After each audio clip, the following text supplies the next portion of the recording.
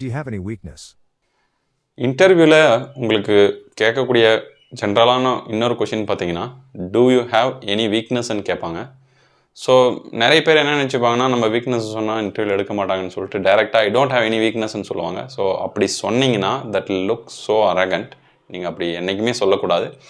நீங்கள் ஏதாவது ஒரு வீக்னஸை சொல்லிவிட்டு லைக் ஒரு எக்ஸ் வீக்னஸ் எனக்கு இருக்குது, பட் அதை நான் ஓவர் கம் பண்ணுறதுக்கு ஒர்க் பண்ணி இதெல்லாம் அச்சீவ் பண்ணியிருக்கேன்னு சொல்லலாம். சப்போஸ் லைக் நீங்கள் வந்து I am not good at time management அப்படின்னு சொல்லக்கூடாது. ஏன்னா ஐ எம் நாட் குட் அட்னு ஆரம்பிச்சிங்கன்னா அது ஒரு பேட் இம்ப்ரெஷன். ஸோ நீங்கள் என்ன சொல்லணும்னா, I have been focusing on time management for last 6 months and I have been using this tools to manage my time properly அப்படின்ற மாதிரி சொன்னீங்கன்னா ஒரு பாசிட்டிவ் நோட்டோட உங்களோட வீக்னஸையும் சொல்லிடுறீங்க, பட் அதை எப்படி ஓவர் கம் பண்ணுறதுன்றதும் நீங்கள் கன்வே பண்ணிடுறீங்க.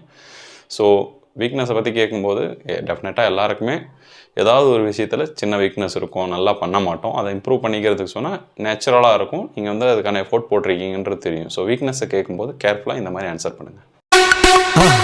மறக்காம சர்ப்ரைஸ் பண்ணுங்கள். தேங்க்யூ.